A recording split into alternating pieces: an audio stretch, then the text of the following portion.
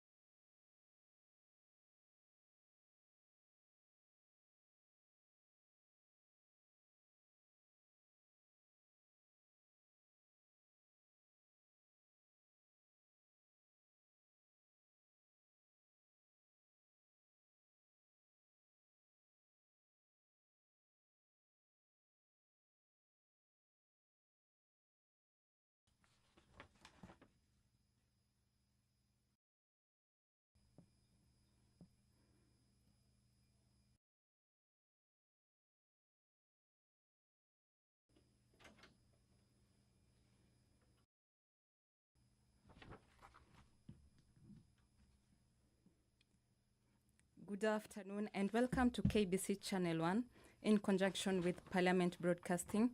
Today on the order paper, a question is going to be put on the report of the Committee of the Whole House on its consideration of the Virtual Asset Service Providers Bill. The bill is sponsored by the Leader of the Majority and that the House do agrees with the report of the Committee of the Whole House on its consideration of the virtual. Now that Honorable Chalango has arrived.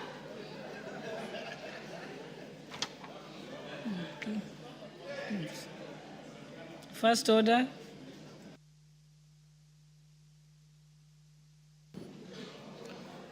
Order number 1, administration of oath. Order number 2, communication from the chair. Order number 3, messages. Honorable members, pursuant to the provisions of Standing Order 42.1, I wish to report to the House that I have received a message from His Excellency the President regarding the nomination of the person for appointment as member of the Salaries and Remuneration Commission. In the message, honorable members, His Excellency the President conveys that in exercise of the powers conferred by provisions of Article 232B of the Constitution and Section 710 of the Salaries and Remuneration Commission Act, Cap 412D, and Sections 3 and 5 of the Public Appointments Parliamentary Approval Act, Cap 7F, he has nominated the Honorable Engineer Michael Thoya Kingi for appointment as a representative of the Public Service Commission to the Salaries and Remuneration Commission.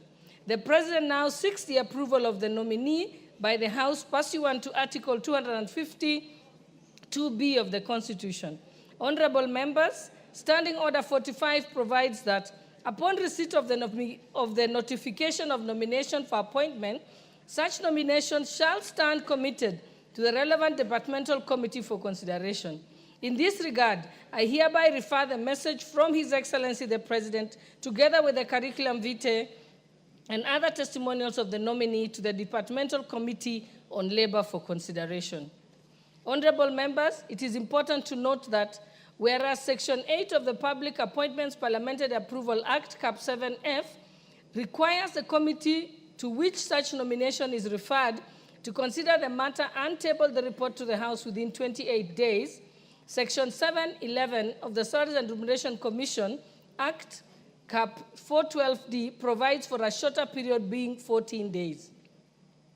In this regard, the committee is expected to undertake the approval hearings and submit its report within the timeline of 14 days as provided by the Salaries and Remuneration Commission Act, Cap 412D. Honorable members, conscious of the fact that the 14th day falls within the period when the House will be on short recess, I direct the counting of the days ceases during the recess period and resumes when the House first sits after recess. To this end, the committee is expected to immediately commence the approval process, notify the nominee and the general public of the time and place for holding the approval hearing. Thereafter, upon conclusion of the approval hearing, the committee should table its report on Tuesday, 4th November 2025, to enable the House to consider the matter within the prescribed statutory timeline. Thank you, honorable members.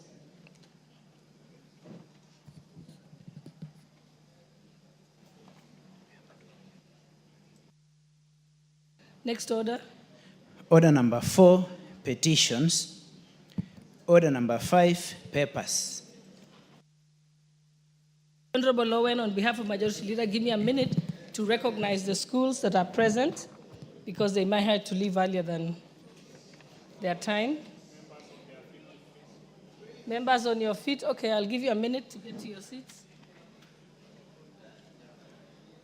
Honorable members on your feet, you can make your way to your seats.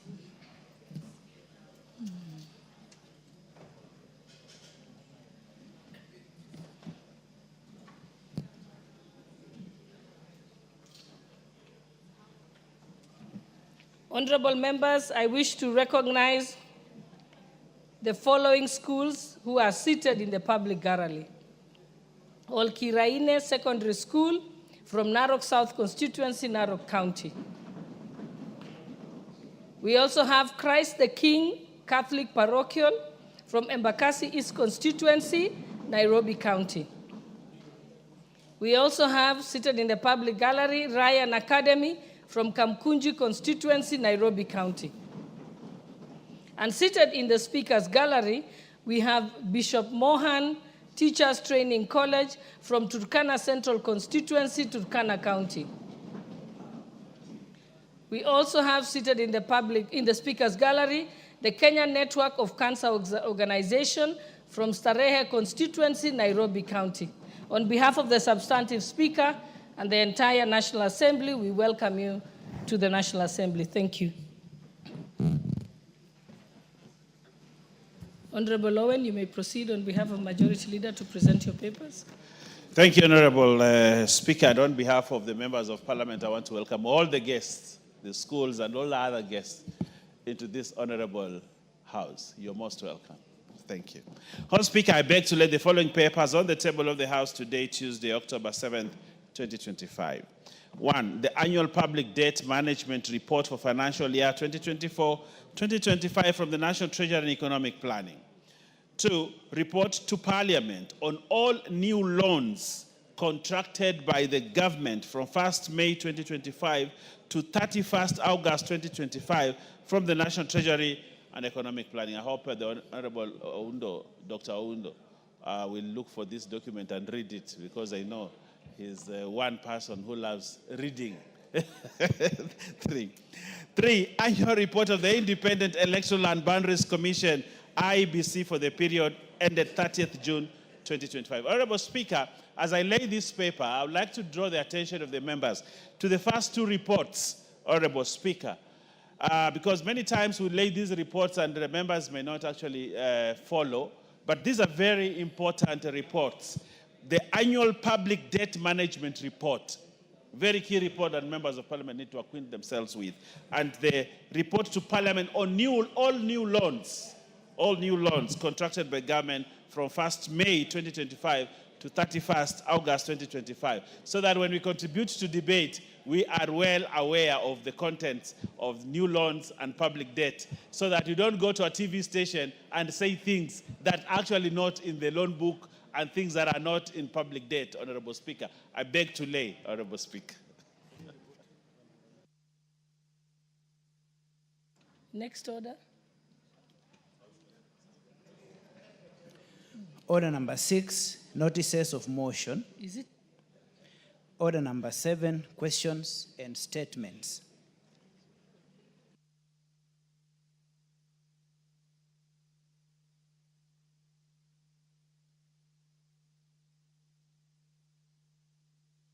Okay. There is statements, request for statements. Who is the first person to go? Let me just see the order paper. Honorable Aden Wario, member for North Hor.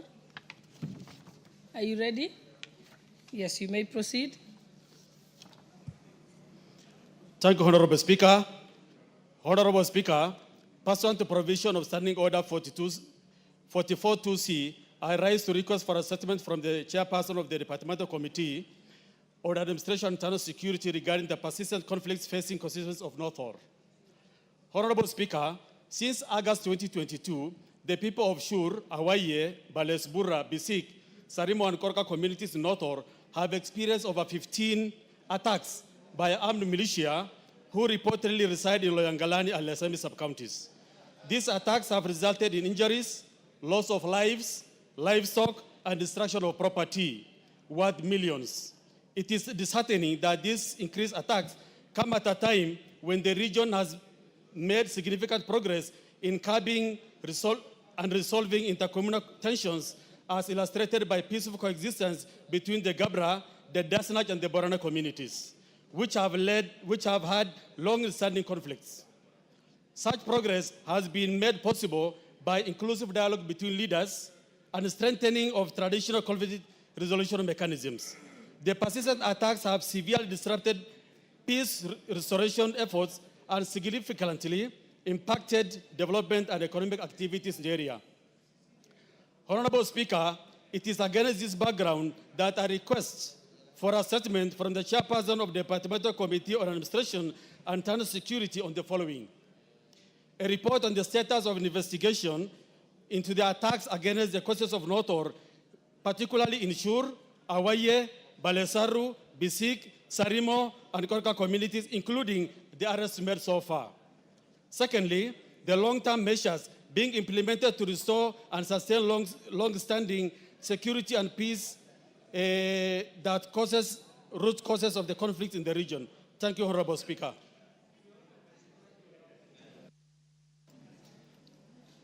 Thank you.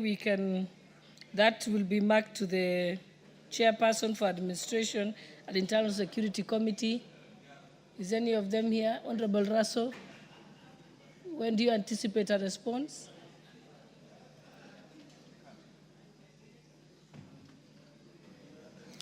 Thank you very much, Madam Speaker. Madam Speaker, I come from the area, and I am cognizant of what Honorable Wario there has presented. And as a committee, we'll be able to give response in 2 weeks. Thank you, Madam Speaker. Thank you. Before we move to the next statement, I know that a few people have asked me when we will have the petition relating to cancer to be read out. I think Honorable Nyikal, I'll put it back at the order paper in a short while when the typing is ready. And I know that some of our guests here, the Kenya Network of Cancer Organization, are here to actually listen to the petition. So it will be coming very soon. Let's proceed to the next statement, request for statement. Honorable John Gagushia. Honorable Speaker, pursuant to Standing Order 44, 2C, I raise to request for a statement from the chairperson of the Departmental Committee on Administration and Internal Security regarding the unfortunate death of Mr. Simon Waroe while in police custody in Central Police Station, Mombasa County. Honorable Speaker, reports indicate that Mr. Waroe, a 26-year-old Kenyan citizen of ID number 37118817, who went missing on 14th September 2025 in Umoja 1 area of Nairobi County, died under unclear circumstances while being held in police cell in Mombasa. This incident has caused public outrage and raised concern regarding the reasons for transportation of Mr. Simon Waroe from Nairobi to Mombasa and the circumstances leading to his death. There are possible negligence, excessive use of force, or lack of accountability within our policing system. Such incidents undermine public trust in the National Police Service and cast doubt on Kenya's commitment to upholding the rule of law, justice, and the sanctity of life, as guaranteed under Article 26 of the Constitution.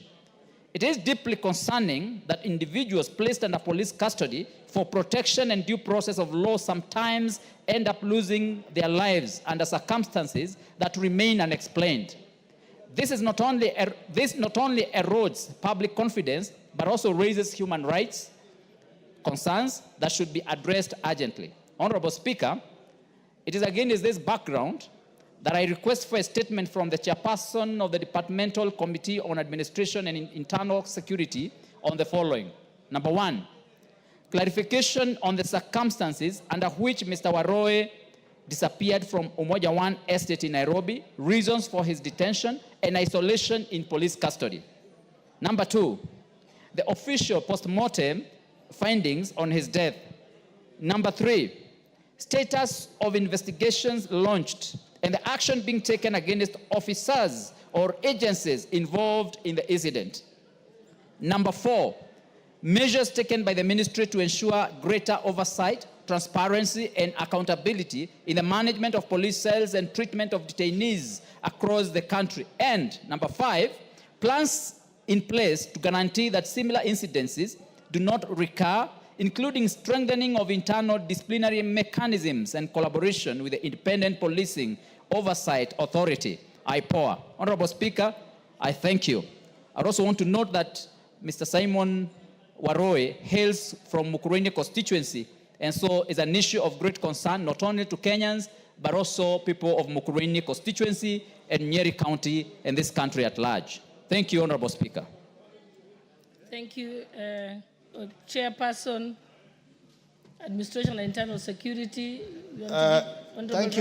Thank you, Madam Speaker. Madam Speaker, I think what is on the lips of Kenyans is the issue of police brutality and impunity. I think what is not acceptable is people who are in lawful custody dying or being killed. Madam Speaker, will respond to the House in 2 weeks. Thank you. Thank you. The next statement is by the Honorable Cecilia Ngetit, member for Turkana County.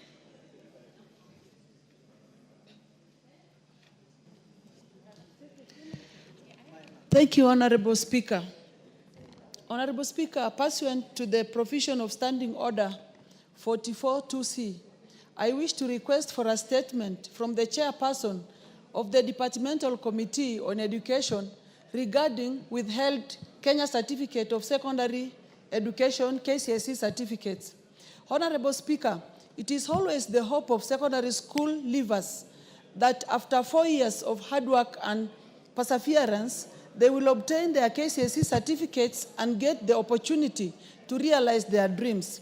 However, thousands of students who sat for KCSE examinations dating back as far as 2013 remain stranded due to withheld KCSE certificates, mainly due to unpaid school fees. This situation has become a major impediment to their plans to continue with their education or pursue employment opportunities, dependent on presentation of the certificates. The most affected school leavers are those from less fortunate families, particularly among the nomadic pastoral communities who complete their secondary education with huge school fees arrears. Honorable Speaker, in response to a growing number of complaints from students and parents who have been denied access to their certificates, the Ministry of Education issued firm instructions to all secondary schools across the country to release all pending KCSE certificates without the condition of clearing unpaid school fees, filed a circular dated 1st April 2025. The Ministry of Education directed all county directors to enforce the order without delay, emphasizing that continued withholding of certificates contravenes the Kenya National Examination Council Act Cap 214A. The directive is part of the government's effort to protect students' rights and ensure that financial difficulties do not block future prospects of students, especially those from poor backgrounds. Regrettably, many Form 4 leavers still continue to be denied their KCSE certificates in spite of the directive by the Ministry of Education. Honorable Speaker, it is against this background that I request for the statement from the chairperson of the Departmental Committee on Education on the following. 1. Measures being taken by the Ministry of Education to ensure that all withheld KCSE certificates are released to the affected secondary school leavers to bring to an end the long-standing problem and enable the Form 4 school leavers to continue their education or pursue employment opportunities. And 2, actions being taken by the Ministry of Education against any school for non-compliance with the ministry's directive on release of withheld KCSE certificates and prohibiting schools from holding back the documents for any reason. Thank you, Honorable Speaker. Chairperson, Education Committee, you seem to be distracted by the majority leader. There's been a statement read out relating to withholding of school certificates. Thank you, Madam Speaker. I'll bring the response in the next 2 weeks. Thank you. Thank you. The next statement. Yes, what did you like? What's your point of order?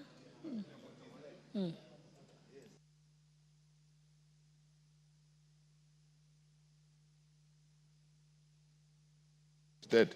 Not really a point of order, Madam Speaker. The only thing I wanted some little emphasis, and as the chair was responding, in the time within which they are going to respond, I wanted to mention one or two things. Number one, basically, if you look at how issues of school fees are handled in schools now, in real sense, the school fees is not there. What we have is basically money for food, particularly the lunch programs, more so in the day schools. So the costings that the schools do are more to do with food. If you put capitation aside, because that's exactly the support the government is giving to schools, what is left, the balance that is left is largely for food. Now, the tricky bit of this is, if you order, like the ministry had done, ordering for certificates to be released, these students and their parents didn't pay for food that they ate, and of course food that has applied from local. It's local guys who give vegetables, who give maize and all these things. So this dichotomy, I think it needs to be looked at very seriously. If that is not paid, what are we doing to these local guys who are supplying schools? That is one. Two, Madam Speaker, if you looked at it in the reverse, what is happening in some schools, immediately this was mentioned, parents are now very slow at paying even the same money for food because the certificates are going to be released. So this thing, I don't know how it's going to be balanced. Yet it is so critical that certificates need to be given out immediately. Students are done with the schools. So as the chair is going to look at this, I want to believe that there's much more that the ministry needs to look at, particularly balancing this kind of dichotomies that are in the place. Thank you, Madam Speaker. Tomorrow we have the Minister of Education here. Maybe they can you can do that as a rider question. But Honorable Melly, that can be discussed at the time when you bring the answer. Honorable Owen? Thank you, Honorable Speaker. Honorable Speaker, this matter has been on this House. I actually brought it here to this House, Honorable Speaker, and a decision was made. And this decision was actually approved by this House. And actually there's a circular to that effect, Honorable Speaker. So if this question is asked here, the same thing is asked here, and a statement is demanded, and we again call the Cabinet Secretary again to come and respond on something that has given clear direction. The question is, the Minister of Education is failing to implement its circular. It's about implementation, Honorable Speaker, that we need to deal with. The question that must be asked is, why isn't the Cabinet Secretary implementing a decision?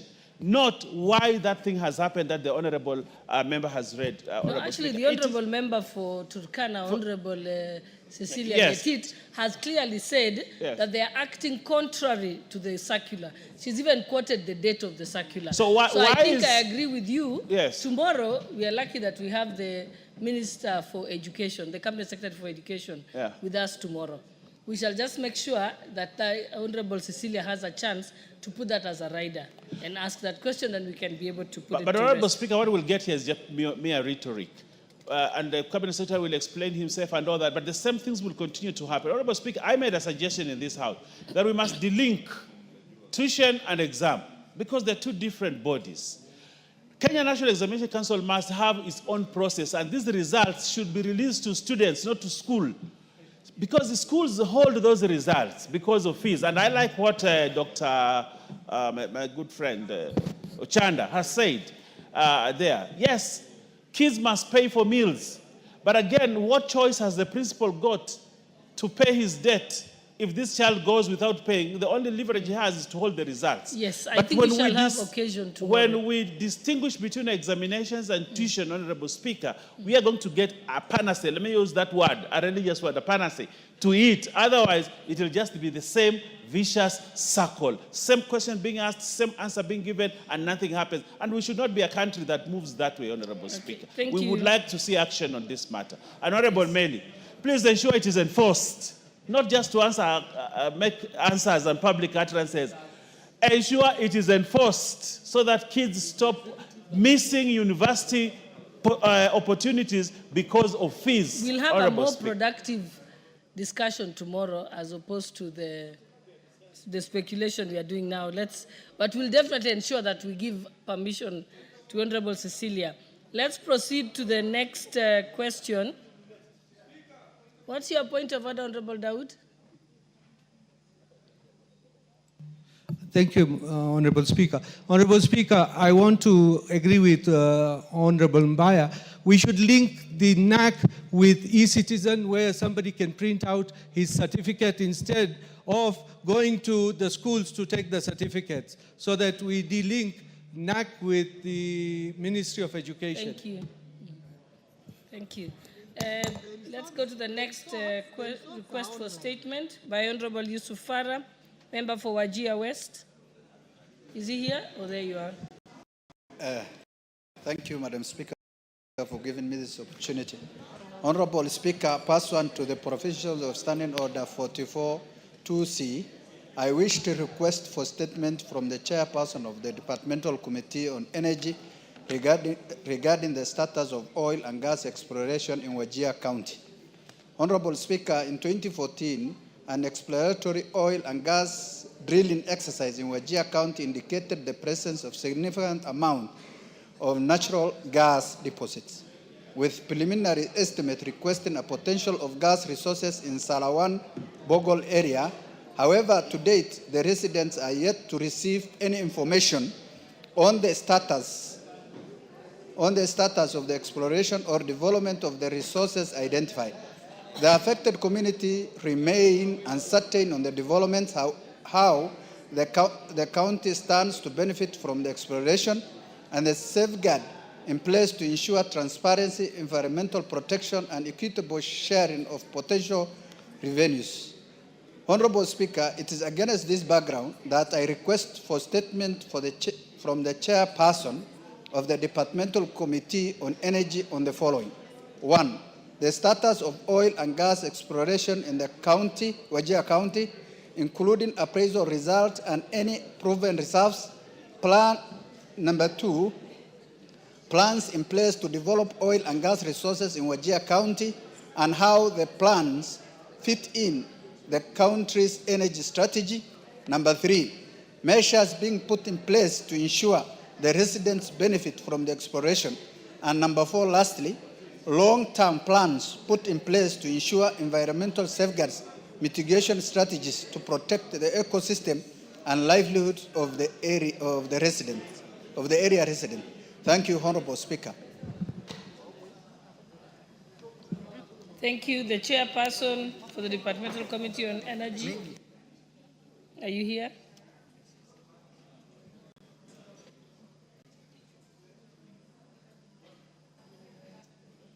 Give him the mic. Thank you, Madam Speaker. Madam Speaker, we will respond in 2 weeks. You give us 2 weeks and then we will respond. Thank you. Thank you. Next is the statement requested by Honorable Fatuma Masito, member for Kwale County.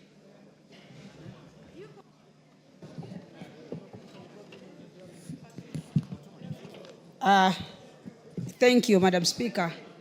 This is a request for a statement regarding employees and unpaid terminal dues and arrears by Amani Beach Tiwi Resort. It's Amani Tiwi Beach Resort. Honorable Speaker, pursuant to the provision of Standing Order 44-2C, I rise to request for a statement from the chairperson of the Departmental Committee on Labor regarding employees' payment of terminal dues and arrears and unfair labor practices by Amani Tiwi Beach Resort, formerly known as Tiwi Beach Resort. Honorable Speaker, Article 41(1) of the Constitution provides that every person has the right to fair labor practices, which include the right to fair remuneration and the right to reasonable working conditions, among others. Despite of the above stated constitutional safeguards, Amani Beach Resort has allegedly continued to subject their employees to unfair labor practices. The Kenya Union of Domestic Hotels and Educational Institutions and Hospital Workers, KUDEHA workers, Ukunda branch has severally received complaints by staff of the resort on the violation of workers' rights, disregarding employment laws, unfair termination, and non-implementation of the collective bargaining agreement.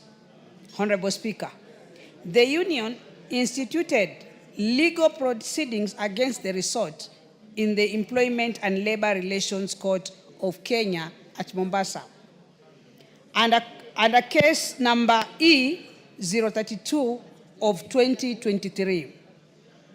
The court held in favor of the union, directing that 133 employees who had been unlawfully terminated be unpaid their terminal dues.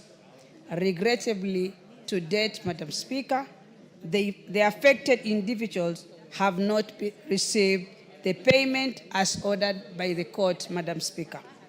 Honorable Speaker, it is against this background that I seek a statement from the chairperson of Departmental Committee of Labor on the following, Madam Speaker. A comprehensive report on steps taken to ensure that the Amani Tiwi Beach Resort complies with the judgment made on 29 February 2024. 2, the reason behind the continued failure by the hotel to pay the terminal dues and arrears to the affected employees, and an indication for when these payments will be made. And 3, the measures put in provide appropriate redress and compensation to the affected employees for the unfair treatment and unlawful termination by Amani Tiwi Beach Resort. Thank you, Madam Speaker.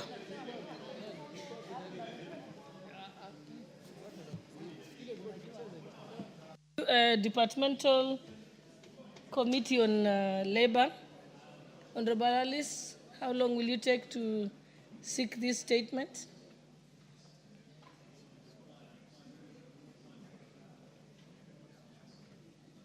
Give her the mic. Thank you, Honorable Speaker. Like 5 minutes? Sorry? 5 minutes? It is the statement. No, yeah. no, You're no. asking? No, Honorable Masito has requested for a statement from... after 2 weeks? Yeah, after 2 weeks. Thank you. Okay. Oh, it's labor, not social protection, it's labor. Labor is Honorable Chonga. Is Honorable Chonga here? Anyway, Honorable Alice has given an undertaking on your behalf. Okay, Honorable Milema, maybe you can give a most...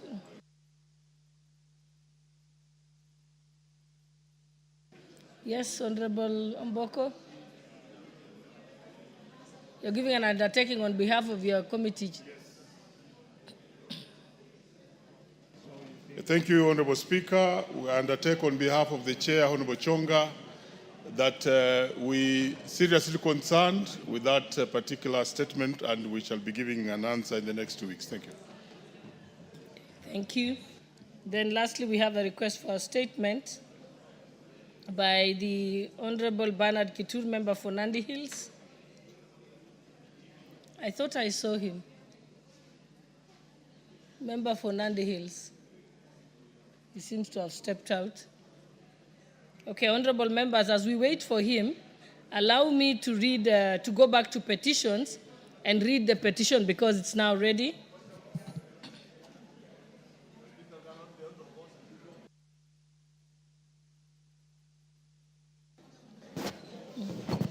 Thank you, Madam Speaker. Madam Speaker, I raise understanding order 44-2C.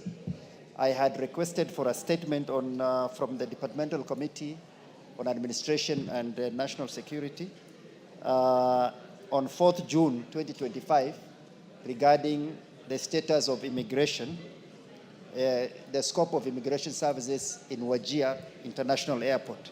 Madam Speaker, I have not received any answer to date, and I would like you to order the Departmental Committee to furnish me with an answer to my statement. Thank you. Honorable Russell. I think your committee is talking about a request for a statement that he previously made and he has not received a response. You undertake to bring it in 1 week, since it's overdue? Thank you, Madam Speaker. Madam Speaker, I think we will have tete-a-tete with honorable colleague, but we'll respond in 1 week. Thank you.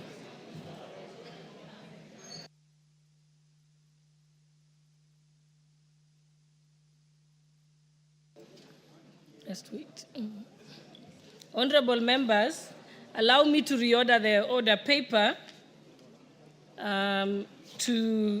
We will go to order